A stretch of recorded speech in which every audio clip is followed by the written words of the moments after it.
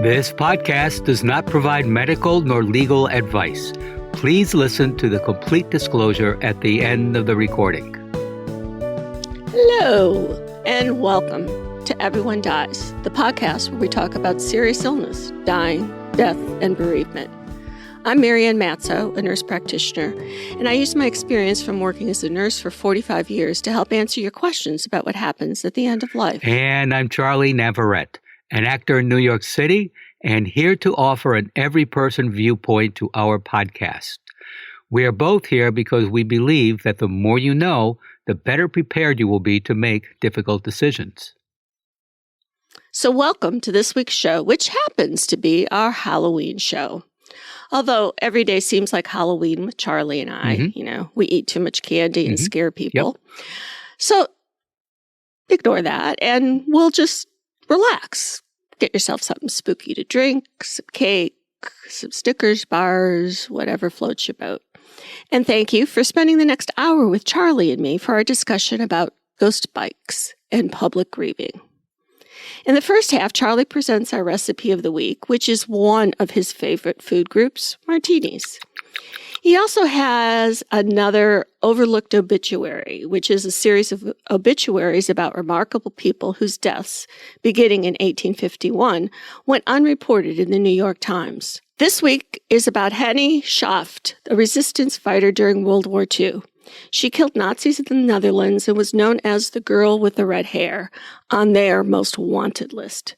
Then she was executed by Nazi officers. In the second half, we talk about public grieving and ghost bicycles. And in the third half, Charlie has a different sort of obituary to read to us. So you all ready for Halloween, Charles? No. I was talking with a friend yesterday, actually from Michigan, and she was saying that the colors were not, the trees had not changed colors completely, but they were moving along. And I looked out the back window here, Marianne. The trees are still green. There's some of the leaves are changing. Marianne, we're a week away from November, and the trees are still green.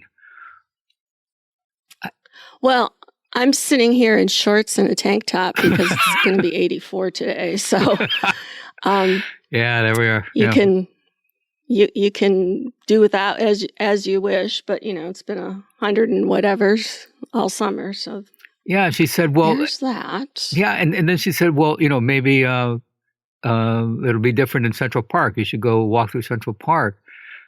And I thought, oh, that's a good idea. And then I thought, wait a minute, it's the same damn city. It's not going to. I am curious though.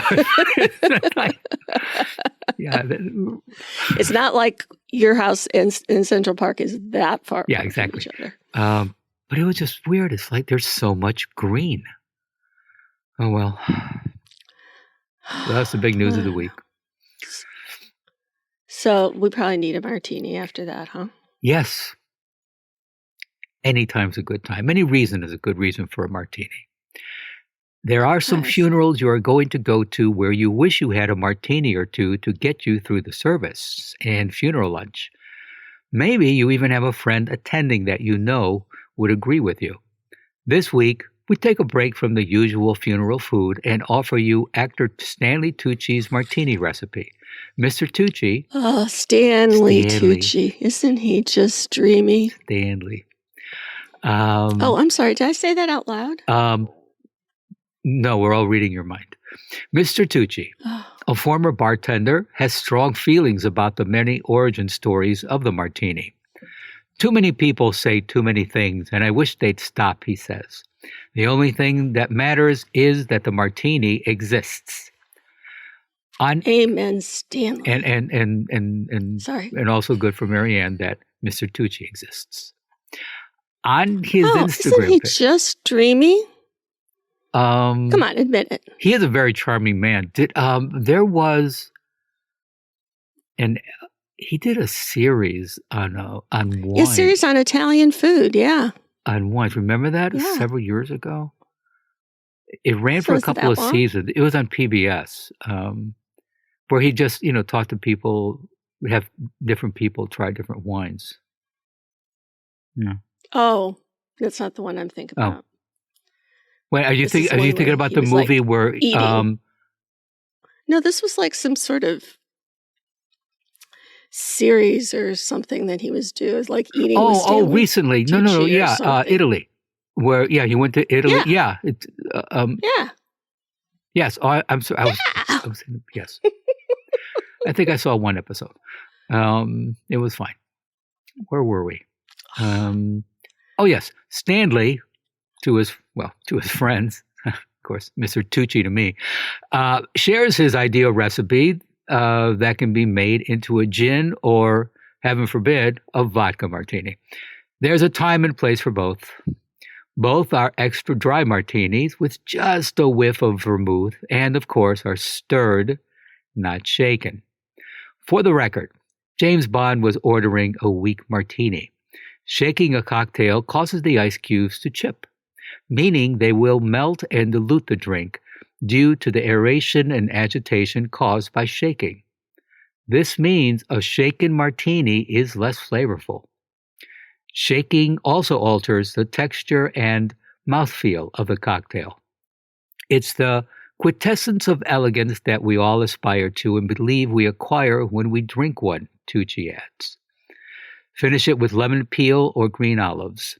Additionally, make sure the glass you enjoy the cocktail in is ice cold. Temperature plays a huge role in maintaining texture and enhancing flavor. We're not sure how elegant you'll look, but it may just be the thing for those more difficult funerals. In contrast, on April 17th, 1945, two Nazi officers forced a 24-year-old woman to walk ahead of them toward the dunes along the Dutch coast. The woman was a Dutch resistance fighter, Hannie Schaft. As she is walking, one of the officers fires his gun at the back of her head. The bullet ricochets off her skull and doesn't kill her. The other officer then shoots her, also in the back of the head, at closer range.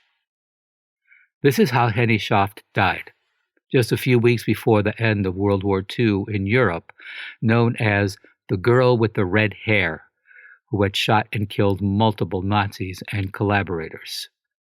Schaft was studying law at the University of Amsterdam to become a human rights lawyer when the Nazis occupied the Netherlands in May 1940, plunging the country into war and targeting Jewish citizens. She was described as a serious, principled girl, a bookworm. Though Schaft was not Jewish, the occupation set her on a path to political activism. As the Nazi regime's policies got harsher against Jews, her own sense of moral outrage grew stronger. The armed resistance was not one organized movement, but rather a tangle of overlapping networks, an extremely dangerous undertaking, with many fighters arrested and executed. It's unclear how many attacks can be attributed to Schaft, but researchers say there were at least 6. She got around doing her resistance work on her bike.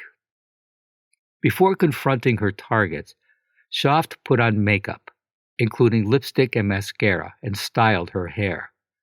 In one of the few direct quotations that have been attributed to her, she explained, "I'll die clean and beautiful."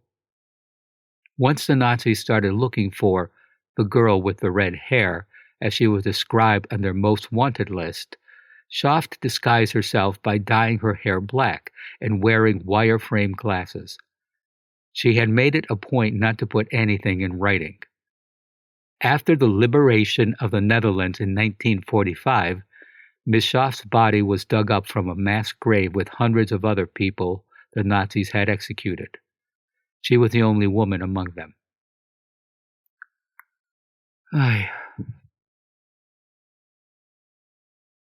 You know, just when you think that you've heard all the stories there are to hear about the Holocaust, you know, something else comes up and you say, man, I never heard that story before. Yeah, and it's so sad.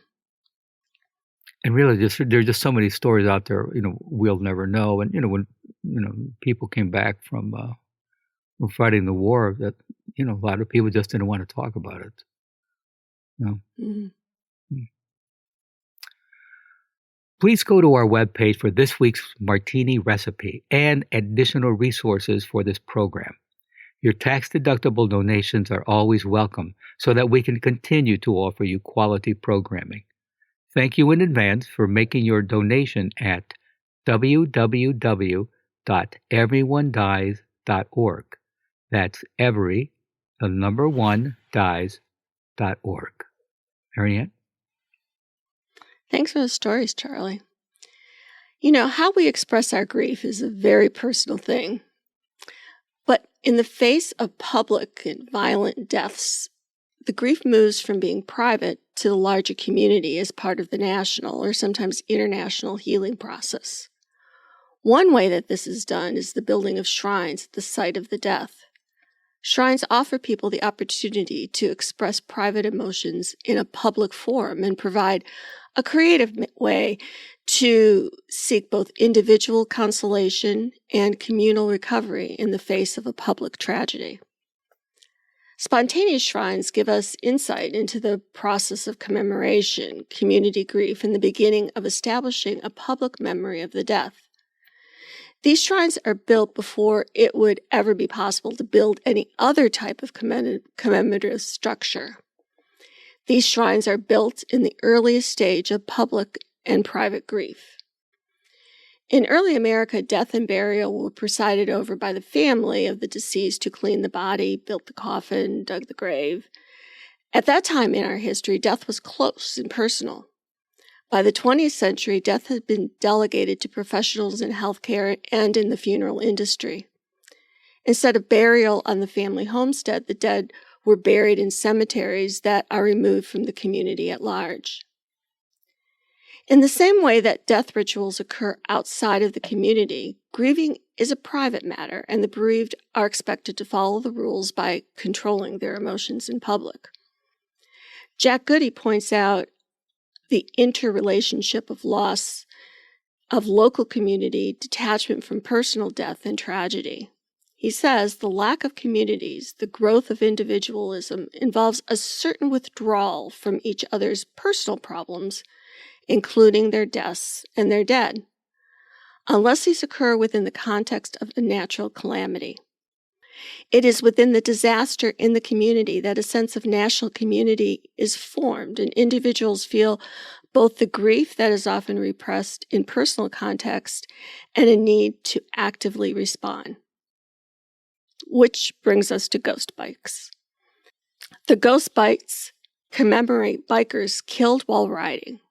And we're talking bicycles, not, Harleys. In 2002, after seeing a cyclist riding in a bike lane get hit by a van, Van Dertuin, who was 24 at the time, decided the time had come for an idea that had been in the back of his mind for a while.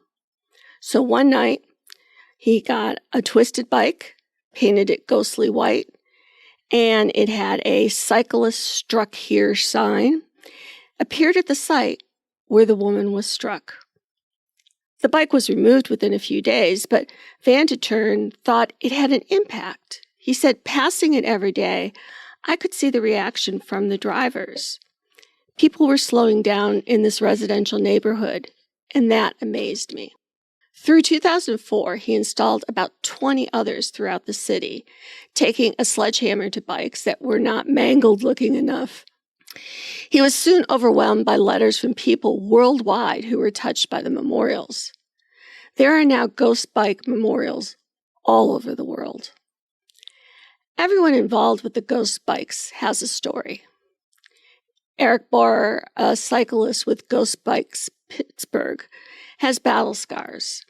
He was hit by a motorist in 2003 and laid up for 9 months with a broken leg. In 2004, after a bicyclist was killed and a bike messenger needed his face reconstructed after a crash, Borer and a group of bike activists installed 14 ghost bikes around the city. Police and maintenance workers have removed all but one, which is starting to lose its ghostly coloring. While ghost bikes are public memorials to bikers who have met violent deaths, they also serve other purposes. The Ghost Bike Memorial is used to mourn the deceased, warn others of danger, and protest unsafe or unfair conditions for bicycle riders with the hope of achieving social change. These memorials are placed along streets and highways to get the community's attention. Their presence seeks to represent social change by encouraging witnesses to consider the cultural implications of death and to do something that creates change. Costatini, in his academic paper about ghost bikes memorials, writes that a roadside memorial functions as both places of mourning and places of resistance. He writes of attending a ghost bike installation and die-in protest in New Orleans City Hall, which brings the personal experience of the city's riders to the government's front door through the performance of funerary practices. The event was for Ben Gregory, who had been killed after being hit by a car, the fourth cycling death for New Orleans that year, and the cycling community had organized the protest to reinforce the arguments for infrastructure improvements they had been presenting during town meetings. So at this memorial, they had several men to serve as pallbearers to the all-white bicycle. They lay the bicycle on its side and lift it to shoulder height, transforming the bicycle into a coffin and the crowd into a funeral procession. They follow the pallbearers through the park and across the city to City Hall. As a bagpiper plays Amazing Grace, the bike is chained to a street sign, and people began placing their offerings, incense, flowers. Others write messages on the bike's frame with a black marker, and the rest kneel on the sidewalk surrounding the ghost bike as news reporters and their cameras document the crowd. Speeches calling for improved cycling infrastructure throughout the city. Bodies and bicycles lie on the ground as the names of the 6 people killed while riding in the previous 2 years are read aloud. Though there's no one set ritual associated with the ghost bike installation, many are preceded by a collective bike ride from the starting point to the scene of a crash.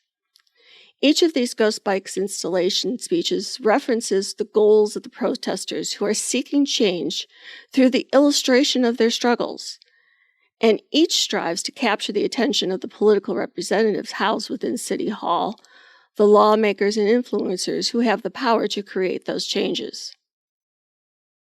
In addition to the ghost bike being a shrine to the deceased, they are also a way for the community to support cyclists' right to safe travel. So have you ever heard of ghost bikes? Do you see them around the city, Charles? No, when you told me you were going to do this, I thought ghost bike. I just had this, bizarre image that, people think they see a ghost, but riding a bike. So no, I didn't look it up or anything when you mentioned it. No, I was not aware of this. So we have a link in our show notes that takes you to the Ghost Bikes website. And there's a tab. You could go over to your individual state or country, and they'll tell you where the ghost bikes are in your city. So like in Oklahoma, I think there was only one, and I forget where it was. But if you're interested, you could see if you can find them,